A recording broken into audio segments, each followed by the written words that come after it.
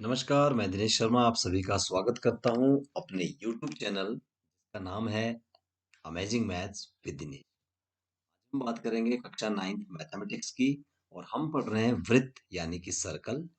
This is exercise 10.4 और आज हम पढ़ेंगे बहुत ही महत्वपूर्ण प्रश्न, प्रश्न नंबर 4 और प्रश्न नंबर बच्चों। ये इस चैप्टर की 5वीं वीडियो है सर्कल की, तो कृपया आप ध्यान से देखिएगा और सर्कल को समझिएगा। आइए देखते हैं आज हम क्या पढ़ने वाले हैं सर्कल। आज हम बात करेंगे क्वेश्चन नंबर 4। ठीक है, और क्वेश्चन आपके पास दिया है कि यदि किसी रेखा यदि एक रेखा दो समकेंद्री वृत्तों को जिनका केंद्र O है ABCD पर प्रतिच्छेद करती है तो सिद्ध कीजिए कि AB बराबर है CD। इस क्वेश्चन को जब हम डायग्राम से सॉल्व करेंगे तो बहुत जल्दी आपको समझ में आएगा। हल करने से पहले हम एक बार क्वेश्चन को पुनः पढ़ लेते हैं। यदि एक रेखा दो समकेंद्री वृत्तों को जिनका केंद्र O है, समकेंद्री होता है एक ही केंद्र वाली, ए बी सी डी पर काटती है तो सिद्ध करना है कि ए बी बराबर है डी। किस तरह से? सबसे पहले आपको डायग्राम यहाँ पर समझना पड़ेगा। ये आपके पास एक वृत्त है, समकेंद्री वृत्त क्या हुआ, इसी वृत्त के इसी के अंदर से एक दूसरा वृत्त खींचा गया है लाइक दिस, और ये है इनका सेंटर। इन दोनों का एक ही सेंटर होता है तो हम इसे कहते हैं समकेंद्री। अब एक रेखा है जो ए बी सी डी दी गई है और इसको प्रतिच्छेद किस तरह से कर रही है। ये एक रेखा है, ए के ऊपर प्रतिच्छेद कर रही है पॉइंट डी, बी और सी। ए बी सी डी एक रेखा जो है वो इस दोनों वृत्तों को प्रतिच्छेद करती हुई निकली है। अब ध्यान से देखिएगा, जो छोटा वृत्त है उसकी एक जीवा बन रही है बी और सी। इसी तरह से यदि हम बड़े वृत्त की बात करें, यहाँ पर भी एक जीवा बन रही है, इसका नाम है ए डी। जी हाँ, अब हमने बराबर क्या प्रूव करना है, हमने प्रूव करना है A B is equal to C D. हमने इन दोनों को बराबर प्रूव करना है। आइए देखते हैं। सबसे पहले हमें दिया क्या है, तो हम हल करने में सबसे पहले लिखते हैं दिया है। क्या दिया है हमारे पास?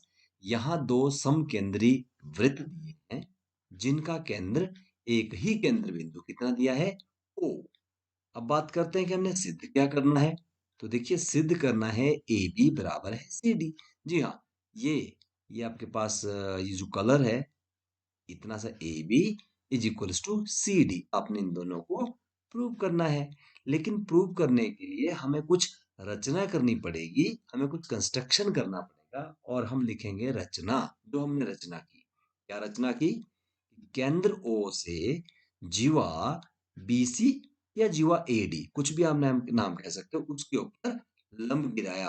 अब लंब कैसे गिरा, ये देखिए, सेंटर से यहाँ पर एक 90 डिग्री पे, यहाँ पर हमारे पास एक, हमने इसको हम लंब कहते हैं, लंब गिराया 90 डिग्री पे। तो ये जो एंगल बनेगा आपके पास, this angle will be 90 degree. इधर भी 90 डिग्री होगा और आपके राइट हैंड साइड और लेफ्ट हैंड साइड दोनों के दोनों डिग्री कितना होगा, 90 डिग्री। तो यहाँ पर हमने लंब गिराया जिसका नाम रखा हमने ओ एम। तो आपके पास काफी सारी इमेज यहाँ पर क्लियर हुई। अब मैं बात करूंगा आपका सीखा हुआ ज्ञान। आपने क्या ज्ञान सीखा था इससे पहले वाली वीडियोस में?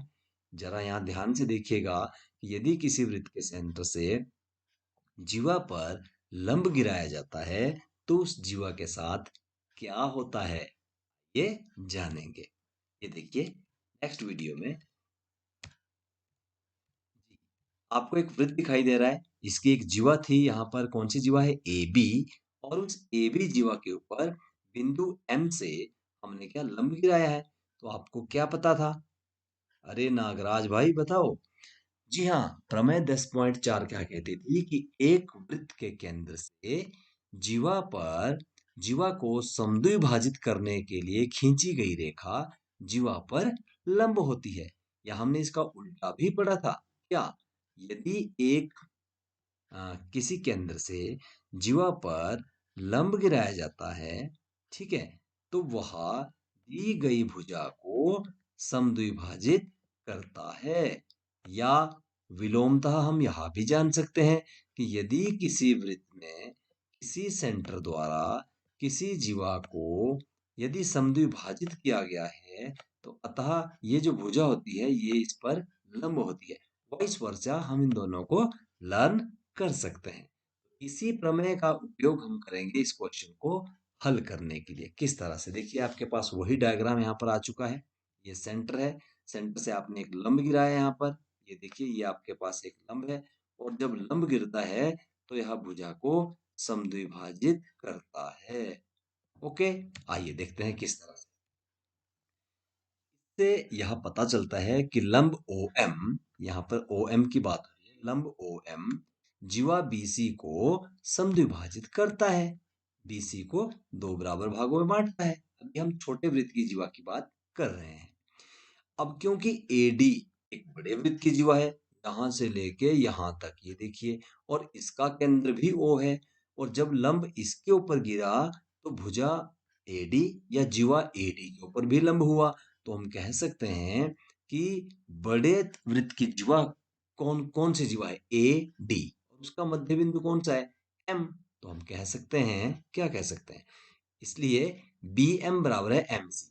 ये कहां से आया बी एम, देखिए जो छोटे वृत्त की जीवा है उसको जब लंब ने दो भागों में बांटा तो हम कह सकते हैं बी एम, ये डिस्टेंस दिख रहा है आप, B M equal to M C. अब बड़े वृत्त के बारे में आप क्या कहना चाहोगे? हाँ हाँ हाँ, बिल्कुल सही आप कहने का प्रयास कर रहे हो। यही मैं कहना चाह रहा था कि ए एम इसी तरह से A M would be equal to M C, क्योंकि ये भी एक जीवा है, हमने सीखा है नहीं है। एक और दो से हमें क्या पता चलता है, या एक और दो के बीच में हम क्या प्रमेय लगा सकते हैं, क्या संक्रिया लगा सकते हैं? तो हमने किया समीकरण दो से एक घटाने पर। देखिएगा ये आप यहाँ पे सिंपल लिखने का तरीका जो था इस तरह से था कि यदि हम इस ए एम वाली भुजा से, जी हाँ ये ए एम वाली भुजा में से बी एम माइनस करते हैं तो क्या बचेगा, ए बी। अब क्योंकि बी एम और एम सी बराबर है, इसी तरह से ए एम और एम डी भी बराबर है, तो हमें घटाने पर क्या मिलता है, A M minus B M. बड़े ध्यान से आप देखोगे, ए एम उसमें से आपने बी एम माइनस कर दिया। मैं एक मिनट पेन का यूज करता हूँ तो आपको शायद ज्यादा समझ में आएगा। जी हाँ, यहाँ पर देखिएगा, यदि मैं ए एम, ये जो भुजा है ए एम, उसमें से बी एम को माइनस कर देता हूँ, बी एम हमने माइनस, तो हमारे पास क्या बचेगा, ए बी।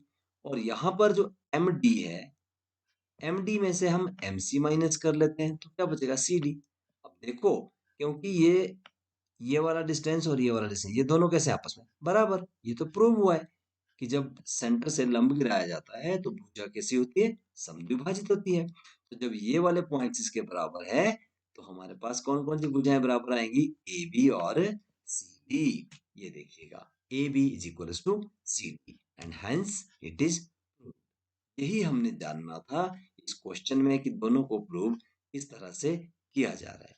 आई होप आपको इस मैथमेटिक्स इस सीखने से, अमेजिंग मैथ्स विद दिनेश से सीखने का आनंद आ रहा होगा। तो बने रहिए इस वीडियो में अंत तक, क्योंकि हम एक और प्रश्न सॉल्व करने जा रहे हैं। आइए, आपकी बुक में क्वेश्चन नंबर 6, जो लास्ट क्वेश्चन है, वह दिया गया है कि 20 सेंटीमीटर त्रिज्या का एक गोल पार्क है और एक कॉलोनी में स्थित है। तो तीन लड़के जिनके नाम है अंकुर, सैयद, ठीक है जी, तथा डेविड, इसकी परिसीमा पर बराबर दूरी पर बैठे हैं। परिसीमा हो गया इसकी परिधि, और प्रत्येक के हाथ में एक खिलौना टेलीफोन है जो आपस में बात कर रहे हैं। तो प्रत्येक के फोन की दूरी की लंबाई ज्ञात कीजिए। अब मैथमेटिक्स आप पढ़ रहे हो तो आपको विजुलाइज करना बहुत अच्छे से आना चाहिए। और विजुलाइज हम कैसे करेंगे, इस तरह से देखिए, ये एक वृत्ताकार पार्क हुआ, तीन बच्चे यहाँ पर बैठे हैं, ये इसका सेंटर मान लिया, ठीक है। पहला बच्चा बैठा है पी, दूसरा बच्चा बैठा है क्यू, और तीसरा बच्चा बैठा है आर। ये तीनों बच्चे इस तरह से ट्राइंगल में एक दूसरे से के दूर बैठे हैं, और इनके पास क्या है, ये इन्होंने फोन पकड़ा है और ये इनके पास फोन की डोरी है। तो हमने इनकी डोरी की लंबाई यानी कि पी क्यू या क्यू आर या पी आर को ज्ञात करना है। यही है हमारा आज का प्रश्न। आइए देखते हैं किस तरह से हम इसको सॉल्व करेंगे। सबसे पहले दिया क्या है हमारे पास एक वृत्त दिया है जिसका केंद्र कितना है, ओ। साथ ही तीन लड़के बिंदु P, Q तथा R पर स्थित हैं और यह भी दिया है कि इस वृत्ताकार पार्क की त्रिज्या 20 सेंटीमीटर। जी हाँ, यहाँ पर पहले ही लाइन दी गई थी। इसकी जो त्रिज्या है सेंटर से P या सेंटर से Q या सेंटर से R कितनी है? 20 सेंटीमीटर। और निश्चित तौर पर इस क्वेश्चन को हल करने के लिए इस त्रिज्या का उपयोग होगा। आइए देखते हैं सिद्ध क्या करना है। सिद्ध हम करेंगे P Q is equal to Q R is equal to P R, क्योंकि तीनों लड़के जो है वो बराबर दूरी में बैठे हैं, तो इनकी डोरी की लंबाई भी कैसी होगी? बराबर। तो यदि हमें पी क्यू पता चलता है तो क्यू आर और पी आर का डिस्टेंस भी उतना ही होगा।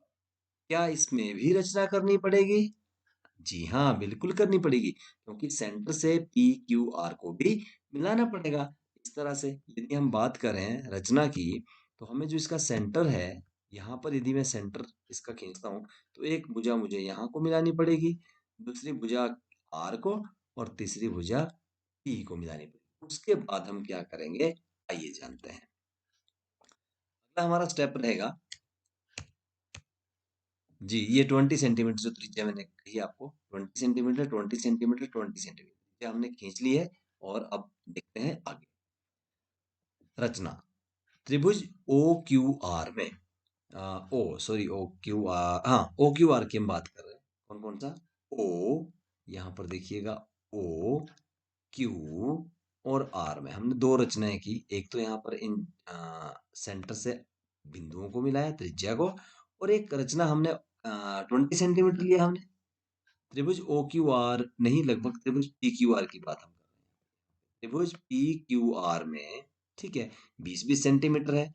और दूसरा हमने क्या किया, इस वृत्त के अंदर हमने सेंटर ओ से एम, यहाँ पर 90 डिग्री का कोण बनाया, या ये समझ लो कि हमने यहाँ से लंब गिराया। इस लंब का उपयोग हम कब करेंगे, आइए देखते हैं। इस त्रिभुज में प्रमेय 10.4 क्या बोलती है कि एक वृत्त के केंद्र से जीवा को समद्विभाजित करने के लिए खींची गई रेखा क्या होती है? जीवा पर लंब होती है। यही तो हमने अभी सीखा था। यदि मैं यहाँ से लंब गिराता हूँ तो ये इस दी गई भुजा को हाफ एंड हाफ कट करता है। अब देखो प्यारे बच्चों, ये भुजा कितनी है? 20।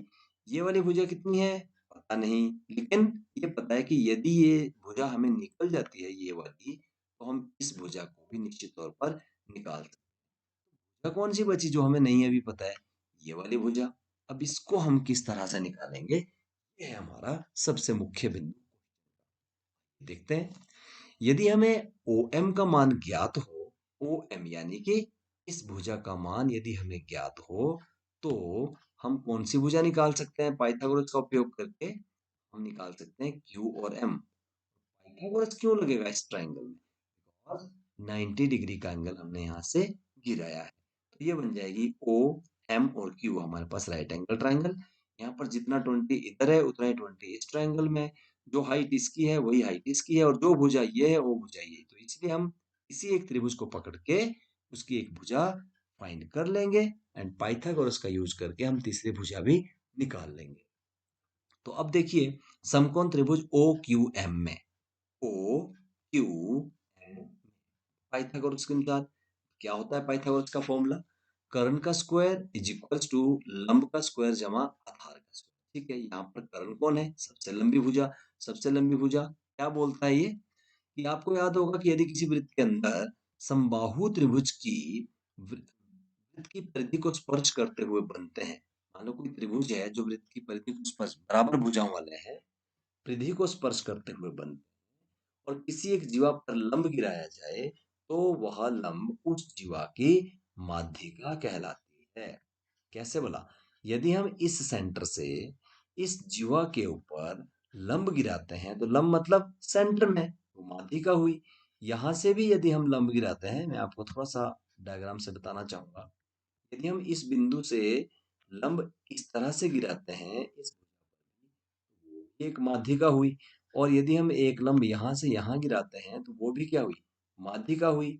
और हाँ, आपको एक बात मैं और बता दूं कि जब किसी समबाहु त्रिभुज के तीनों भुजाएं बराबर होती है, उनके सेंटर से जब हम तीनों माध्यिकाओं को मिला देते हैं इस तरह से, और वहां पर हमें 90 डिग्री के एंगल बना देते हैं। तो जब तीनों माध्यिकाएं जिस बिंदु पर मिलती है ना कॉमन, उसको हम सेंट्रोइड बोलते हैं, सेंट्रोइड। मतलब दिस इज सेंट्रोइड, ये बिल्कुल मध्य बिंदु है इस त्रिभुज का। क्लियर? अब सेंट्रोइड के बारे में सबसे आवश्यक बात क्या है, मैं बताता हूँ। सबसे पहले हम, यदि तीनों जीवाओं पर लंब गिराए गए हों, वह केंद्र से होकर गुजर रहे हों, तो उनका केंद्र से अनुपात कितना होता है, 2.0। किस तरह से, मैं आपको हल्का सा डायग्राम बताना चाहूंगा कि सॉरी, ये आपके पास एक वृत्त है, और वृत्त के अंदर एक आपकी, मान लो ये ट्रायंगल वृत्त है, या एक ट्रायंगल की हम बात करते हैं, और इस ट्रायंगल से हम सेंट्रोइड, सेंटर से गुजरती हुई एक रेखा यहाँ तक ले लेते हैं, यहाँ से भी सेंटर से होती हुई एक रेखा यहाँ लेते हैं, और इसकी भी सेंटर से एक रेखा हम यहाँ तक लेते हैं। तो जो इनका सेंट्रोइड है, ठीक है, किसी भी एक पर्टिकुलर, हम भुजा की बात कर ले, इसकी बात कर लेते हैं, तो इनका जो विभाजन होता है दैट इज इक्वल टू 2:1। ठीक है, समझ में आया? मैं दोबारा से यहाँ समझा देता हूँ। मान लो वी हैव वन ट्राइंगल, हमारे पास एक ट्राइंगल है, और उस ट्राइंगल में एक माध्यिका, यहाँ सेंटर से होती है ना माध्यिका, हमने सेंटर से ली, मान लो ये लिया, ये माध्यिका है, और एक सेंटर से ये माध्यिका है, हमने इसको केंद्र से भी मिलाया है यहाँ पर। तो जो माध्यिका एक सिरे से जाती हुई दूसरे सिरे इसको कट करती है मिडल से, उसका जो रेशो होता है दैट इज 2:1। मतलब बड़ा हिस्सा दो हिस्से होते हैं, और छोटा हिस्सा कितने हिस्से होते हैं, एक हिस्सा होता है। तो इस तरह से हम यहाँ पर इसको सॉल्व कर सकते हैं। आइए देखते हैं क्वेश्चन में क्या लिखा है। ये देखना डायग्राम, आपके पास यहाँ डायग्राम भी दिया गया है, और डायग्राम के साथ साथ यहाँ पर देखिएगा कि इस प्रश्न के परिप्रेक्ष्य में भुजा पीएम, कौन सी भुजा, पीएम, अब ये पीएम का बिंदु ओ के अनुदिश अनुपात कितना होगा, 2.1। ये समझ में नहीं आ रहा ना आपको? अभी देखो मैं आपको बताता हूँ कि यहाँ से जब हम एक रेखा यहाँ खींचेंगे, तो ये पूरी रेखा जो है ये 2:1 के हिसाब से कट होती है। यदि इसको भी प्यारे बच्चों में यहाँ से मिलाता हूं, तो जो बड़ा हिस्सा होता है ये होता है दो हिस्से, छोटा हिस्सा कितना होता है, एक। ठीक है, तो अब आप, जो हम यहाँ की बात कर रहे थे बिंदु एम की, ये मानो बिंदु एम है, तो आप मुझे बताओगे ओ एम कितना हिस्सा है, दैट इज 1 पार्ट, और पी ओ कितना हिस्सा है, 2 पार्ट। ये क्लियर हुआ कि जब माध्यिका सेंट्रोइड से होकर गुजरती है, तो वो 2:1 की रेशो में उस भुजा को काट, तो अतः पीओ, ये देखिए यहाँ पर पीओ, ये वाली भुजा पीओ अनुपात ओ एम, ये क्या अनुपात बनेगा इनका, 2:1। ठीक है, हमने इसको क्रॉस मल्टीप्लाई किया, ओ एम को 2 के साथ मल्टीप्लाई किया, और पीओ को 1 के साथ मल्टीप्लाई किया, तो हमारे पास कितना आया, दिस मच। नेक्स्ट 2m को मल्टीप्लाई किया, और पीओ कितना दिया, 20 centimetre. How is given, PO 20 centimetre, तो हमने 20 लिख लिया। अब यहाँ पे ओ एम निकालेंगे, 20/2 10 सेंटीमीटर। तो ओ एम, जिस डिस्टेंस की हम बात कर रहे थे यहाँ पर, वो डिस्टेंस कितना आ चुका हमारे पास, 10। ठीक है, मैं इसको रिवाइज कर लेता हूँ एक बार। ये m, ये वाला जो डिस्टेंस था, मैंने कहा था ये इक्वल है, बिकॉज माध्यिका यहाँ से खींची गई है जो कि 90 डिग्री पे काट रही है। तो अगर ये डिस्टेंस हमारे पास 10 है, क्या आप पूरी भुजा का डिस्टेंस निकाल सकते हो? हाउ? समकोण त्रिभुज ओ क्यू एम में पाइथागोरस, सॉरी ओ एम निकला भी, सॉरी सॉरी सॉरी, ये 10, this is not O M, ये निकला हमारा ओ एम 10 सेंटीमीटर। ठीक है, इसकी बात कर रहे थे। अब हम पाइथागोरस लगाकर थर्ड साइड निकालेंगे, जैसे ही थर्ड साइड निकलती है पूरी भुजा निकाल लेंगे। ये कर्ण कितना था आपके पास, 20 सेंटीमीटर, और लंब कितना था, 10 सेंटीमीटर, और आधार कितना है, ये हमने निकालना है। इस तरह से हम इसको 20 को स्क्वायर किया, 400, 100, और तो नेक्स्ट स्टेप में अब देखिएगा, 400 बराबर है 100 प्लस क्यू एम, तो आपने 100 को इधर लाया, तो ये बन गया आपके पास क्यू एम का होल स्क्वायर। बड़े ध्यान से देखना है क्योंकि स्क्वायरिंग हम यहाँ पर कर रहे हैं। ठीक है, उसके बाद ये बन गया 300 क्यू एम स्क्वायर, 300 को राइट हैंड साइड में लाया, क्यू एम स्क्वायर, जब स्क्वायर हटाएंगे तो इसके ऊपर अंडर रूट आता है, और 300 का अंडर रूट होता है 10√3, 10√3। इसी तरह से हम दूसरे पार्ट का निकाल लेते हैं। कि अतः जीवा क्यू आर में, क्योंकि ओ एम समद्विभाजक है। आपको मैं यदि बताऊं, यदि हम पीछे चलते हैं डायग्राम में, ये देखिए, ये जो भुजा है ओ क्यू एम, यह 10√3, तो फिर ये भी होगी 10√3, तो टोटल भुजा क्यू आर कितनी हो जाएगी? 10 और 10 20√3। ठीक है, ये देखिए ओ एम 10√3, इसलिए भुजा क्यू आर की कुल लंबाई 10 गुना 2 करेंगे 20√3। तो हम कंक्लूजन पर पहुंच चुके। हम कह सकते हैं कि प्रत्येक फोन की डोर की लंबाई 20√3 सेंटीमीटर होगी। Thank you very much. आप अंत तक इस वीडियो में हमारे साथ बने रहे। इस पेज को लाइक कीजिएगा, शेयर कीजिएगा, और हाँ, कमेंट अवश्य दीजिएगा, क्योंकि आपके कमेंट ही हमें अच्छी वीडियो बनाने के लिए प्रेरित करते हैं। Keep watching amazing math with Dinesh. Thank you very much.